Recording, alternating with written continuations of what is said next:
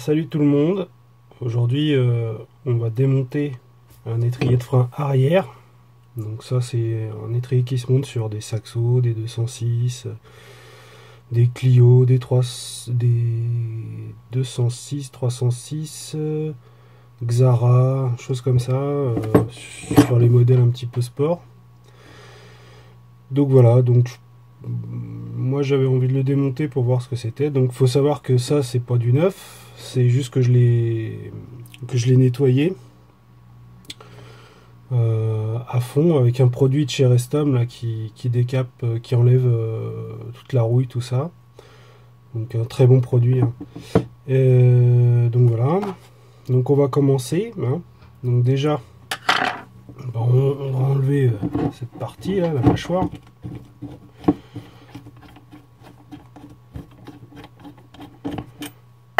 Hop.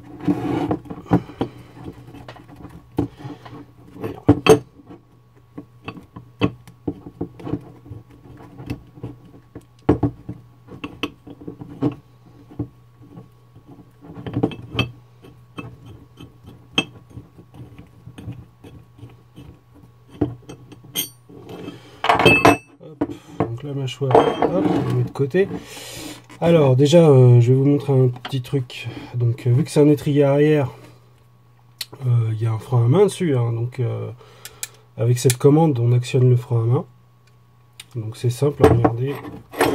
Là on imagine que c'est le câble à mon tournevis. On va voir que le cylindre, le piston, il va venir vers moi. Voilà, légèrement, hein. On voit pas que c'est pas énorme, mais bon. On voit qu'il vient vers moi. Voilà. Donc pour commencer, on va enlever les joints.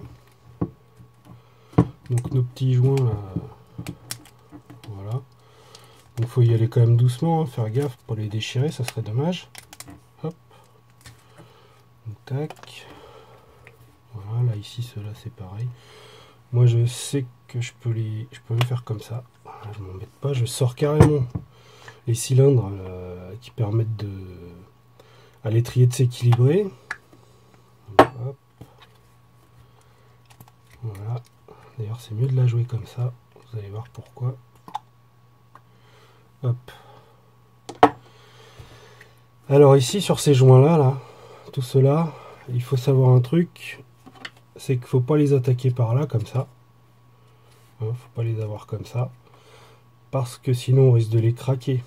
Alors il y a une chose plus simple à faire, c'est de donc passer le tournevis à l'intérieur et d'aller dans la rainure, juste ici là.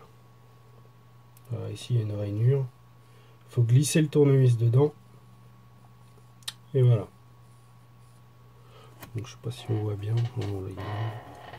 Voilà. Et donc hop, on passe le tournevis dans la rainure, on appuie et on tourne légèrement le tournevis et paf, et ça vient. Bon, là c'est venu tout seul parce que c'est pas crade, c'est nettoyé.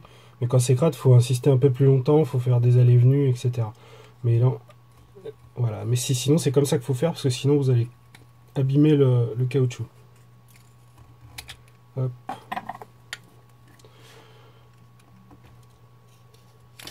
Tac. Hop. Et voilà. Donc là on peut voir à l'intérieur. On voit qu'il y a un petit joint à l'intérieur, mais ça on n'y touchera pas. Donc voilà. Donc là on en est là. Maintenant si on veut on peut sortir le piston. Alors, donc on prend un tournevis ou quelque chose de cette forme là pour pouvoir faire tourner le piston dans le sens anti-horaire. Et on voit que il sort. Il commence à sortir.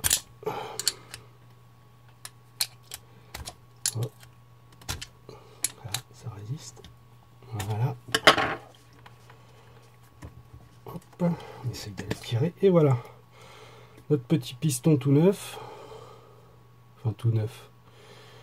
Qui a été pareil baigné dans une solution de décapant là. Voilà, il est un peu humide parce que je lui ai mis du liquide de frein pour pas qu'il s'oxyde. Donc voilà notre petit piston. Voilà à l'intérieur de notre étrier. Donc voilà, là on voit qu'il y a un joint aussi. Ici, là. On voit donc notre tige qui permet au piston de sortir et de rentrer. On voit aussi qu'il y a, comment dire, il y a un pas qui est un peu spécial, différent d'un pas de vis classique. Mais en fait, ça c'est pour, ça permet au piston de, quand la garniture de plaquettes est usée, ça permet de compenser le jeu. En fait, le piston va se ravancer, plus les plaquettes seront usées, plus le piston va s'avancer grâce à ce pas un peu spécifique. Voilà. Donc ensuite, on va passer par l'arrière, donc le mécanisme de frein à main. Donc là, alors on va falloir faire super attention parce qu'à l'intérieur c'est baigné dans la graisse, donc prenez des gants, enfin faites gaffe à vos mains parce qu'il y en a un paquet. Donc voilà, donc suffit de soulever le capuchon, hop, et d'aller le retourner simplement par là, comme ça gentiment, sans trop forcer, hein, parce que bon, ça reste du caoutchouc, c'est fragile quand même. Et voilà. Alors du coup là-dessus, on tombe donc sur le système de frein à main. Alors on peut voir que donc la tige du levier de frein à main, elle est pas tout à fait cylindrique, il y a un creux là. Et en fin de compte, dans ce creux là, à l'intérieur, donc on a une pièce métallique qui vient appuyer donc sur la tige du centre là. Donc là, on peut faire un test, comme si j'actionnais le frein à main, vous allez voir. Hop, ça pousse ce ski à l'intérieur. Voilà. Ouais, le caoutchouc aussi, surtout ne l'enlevez pas par là, c'est pas possible en fait. Il faut attendre que la tige soit retirée pour retirer le caoutchouc. Alors voilà, donc on en est là maintenant. Donc pour le retirer, donc déjà il faut évacuer un peu la graisse si vous pouvez, parce que ça, sinon c'est pas très, on voit pas trop ce qu'il y a à l'intérieur quand c'est pas nettoyé. Donc voilà, alors donc ici il faut retirer cette bague, donc avec cet outil. Hop. Allez, là, ça vient pour. Hop, et voilà, c'est retiré. Ensuite, une fois qu'on a retiré cette bague, là on a plus accès à notre... enfin, c'est-à-dire qu'on n'a pas plus accès, mais on va pouvoir sortir la tige, parce que là du coup, cette bague bloquait la sortie de la tige, du levier de frein à main. Maintenant, on pourrait le sortir en force, mais ça sert à rien. On peut le sortir plus gentiment que ça. Mais sauf que pour le moment il y a un effort parce qu'en fait sous cette partie là il y a des rondelles qui font un système de ressort, ce qui fait que ça pousse vers le haut et du coup il y a un effort assez important ici. Donc du coup voilà, on pourrait forcer mais ça sert à rien. Il y a une technique un peu plus sympa et un peu plus facile, voilà, qui va consister à compresser donc ce système de ressort pour pouvoir donner du jeu ici et libérer tout ça tranquillement. Voilà, donc moi j'utilise ça. Donc je pense que avec un étau ou des serre-joints, ça peut le faire. En tout cas, j'utilise ça parce qu'il est vachement pratique, je trouve. Enfin, pratique. Du moins, ça dépanne bien. Parce qu'autrement, je sais pas quel outil il faudrait utiliser. Alors voilà, moi j'utilise ça pour bien me caler, voilà, pour que ça fasse, voilà, qu'on soit bien comme ça. Parce que sinon, le bout ici va rentrer à l'intérieur, donc ça va partir un petit peu pas droit, quoi. Donc moi j'utilise ça, je me mets comme ça là, bien ici, bien calé, bien droit. Paf paf. Alors après, c'est un peu de l'équilibrisme. Faut quand même faire gaffe parce que pour être droit c'est pas évident. Donc voilà, donc faut bien venir s'appuyer donc sur le cul de la tige là. On voit que c'est plat. On voit que c'est plat ici, donc on va bien venir s'appuyer là. Voilà. Hop, ici il faut qu'on soit bien droit. Ouais, c'est évident. Donc c'est ça qui dure, qui est le plus long dans l'opération, c'est de réussir à être droit ici. Voilà. serrer. Ah. Alors voilà. C'est bon, s'il te plaît. Alors on va prendre la petite clé. Voilà. Pour serrer ça. Ah merde. Si ça... Hop. Moi mon système me permet de faire un système de pince, donc du coup je remonte par ici et là ça pince.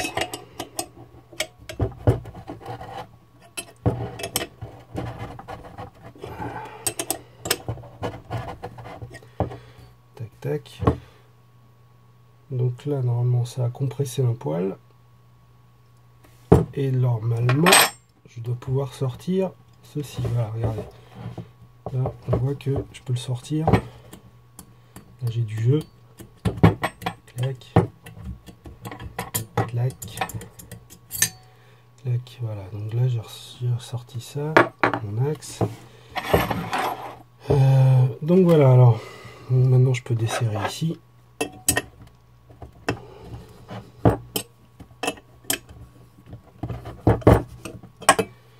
Histoire de tout bien démonter.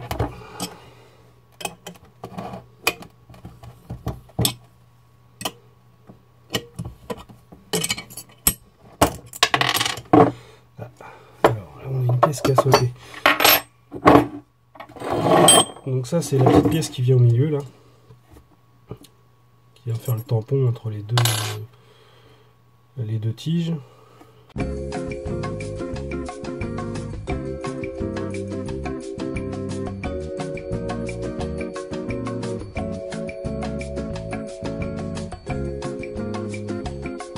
Donc je disais, il suffit de venir pousser ici.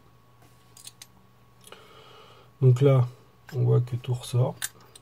Hop. Et là, on aperçoit qu'effectivement, il y a des rondelles là-dedans. Et si on regarde bien, elles ne sont pas mises n'importe comment. Donc on voit qu'elles ne sont pas droites. Hein. Elles sont un petit peu incurvées. Et que du coup, ça fait... elles sont mises de façon à ce qu'il y ait toujours...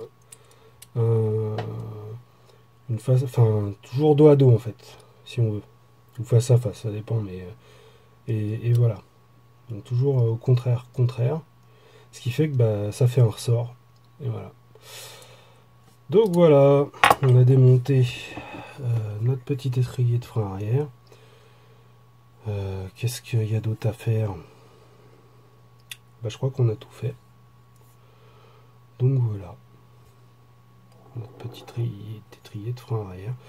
Ah oui, aussi, si je peux vous conseiller, du moins je pense que les Bosch sont de très bonne facture.